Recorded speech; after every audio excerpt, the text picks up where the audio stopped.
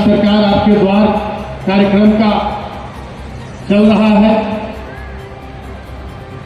और उसी क्रम में आपके माननीय मुख्यमंत्री सभी जगह पहुंचकर और आपसे रूबरू हो रहे हैं, राज्य की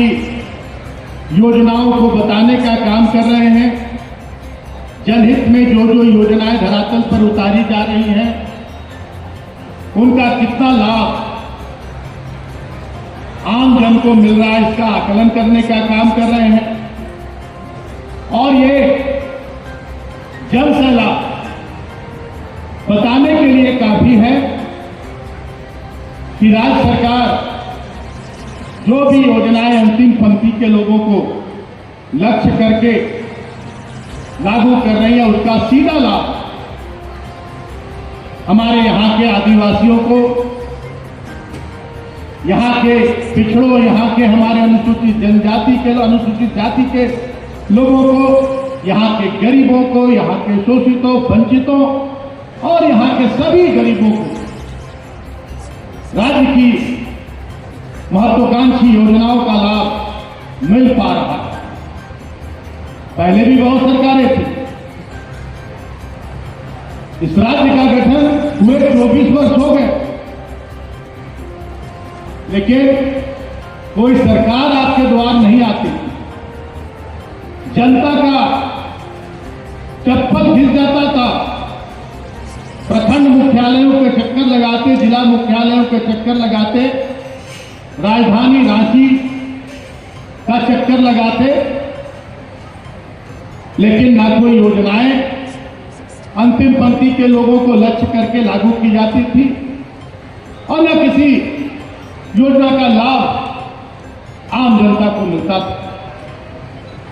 इस राज्य का निर्माण हमारे वीर सपूतों ने, इस राज्य के निर्माता विश्वगुरु शिबू सोरेन,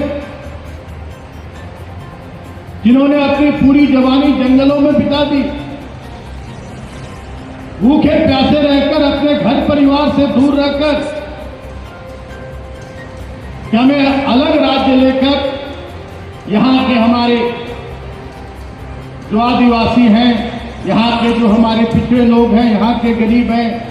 यहाँ के गरीब अल्पसंख्यक समुदाय के लोग हैं, उनको उनका हक अधिकार दिलाना है। जिस समय इस राज्य को अलग कराने का आंदोलन चल रहा था, आपके विश्वगुरु शिबू सोरेन जी ने सपने में भी नहीं सोचा होगा कि मुझे राज्य अलग कराकर और इस राज्य का मुख्यमंत्री बनना है, मंत्री बनना है, इस राज्य पर राज करना है, ये कभी नहीं सोचा।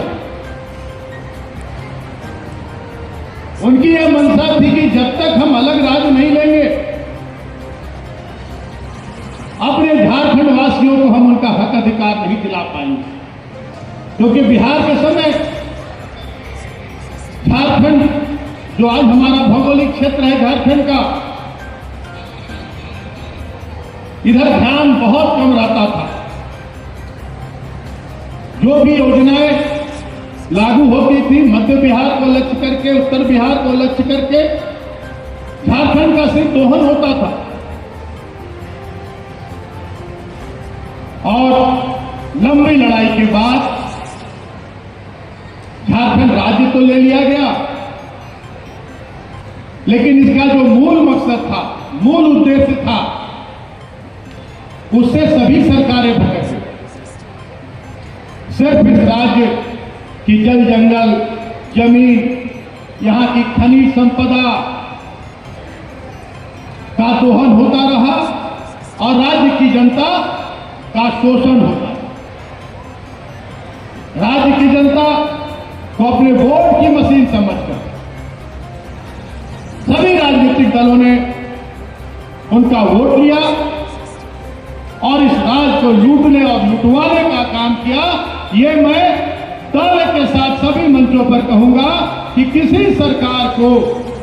2019 तक राज्य की जनता की चिंता नहीं थी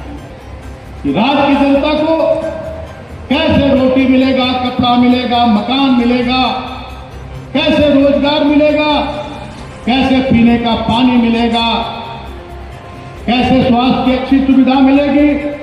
कैसे अच्छे स्कूल होंगे, यातायात की सुविधा कैसे मिलेगी, अच्छी सड़कें कैसे बनेगी, किसी सरकार को कोई चिंता नहीं। लेकिन एक कहावत है कि ऊपर वाले के घर देर है अंधेर नहीं, और एक और कहावत है देर आए दुरुस्त आए। दोनों एक साथ चरितार्थ हुआ 2019 के दिसंबर में। आपने गढ़वा, लातेहार, मनिका और अन्य क्षेत्रों की जनता ने झारखंडी जन सरोकार की सरकार, झारखंडियों को हक अधिकार दिलाने वाली सरकार, झारखंडी मानसिकता की सरकार गठन कराने का काम किया और झारखंड मुक्ति मोर्चा के नेतृत्व में इंडिया गठबंधन, कांग्रेस, झारखंड मुक्ति मोर्चा, राष्ट्रीय जनता दल की सरकार बनी और पहले दिन से अंतिम पंक्ति के लोगों को लक्ष्य करके योजनाएं लागू होने लगी। एक और कहावत बताओ, सर बुलाते ओले पड़े वाली कहावत भी जनता को। सरकार हमारी जैसे बनी, माननीय मुख्यमंत्री जी ने शपथ लिया और राज्य के खजाने का जायजा लिया, राज्य के कोष में कितने पैसे हैं, उसी अनुरूप हम योजनाएं लागू करेंगे और राज्य की जनता को उनका हक अधिकार दिलाएंगे। बताते हुए बहुत दुख होता है कि जब राज्य के कोष का जायजा लिया गया तो पूरा खजाना खाली, राज्य के कोषागारों में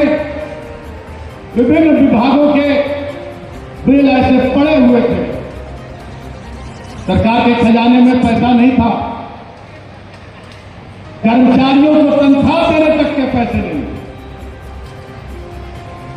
आपके माननीय मुख्यमंत्री ने उस समय, हमारे मीडिया के साथी यहां हैं, उस समय माननीय मुख्यमंत्री ने सीना ठोक कर कहा था, भले ही राज्य का खजाना खाली है लेकिन हम सारी स्थितियों को अनुकूल कर लेंगे और जो वादे हम जनता से करके आए हैं, एक एक वादों को हम पूरा करेंगे और जनता को उनका हक अधिकार दिलाकर दम देंगे। और पहले दिन से ही काम शुरू हुआ।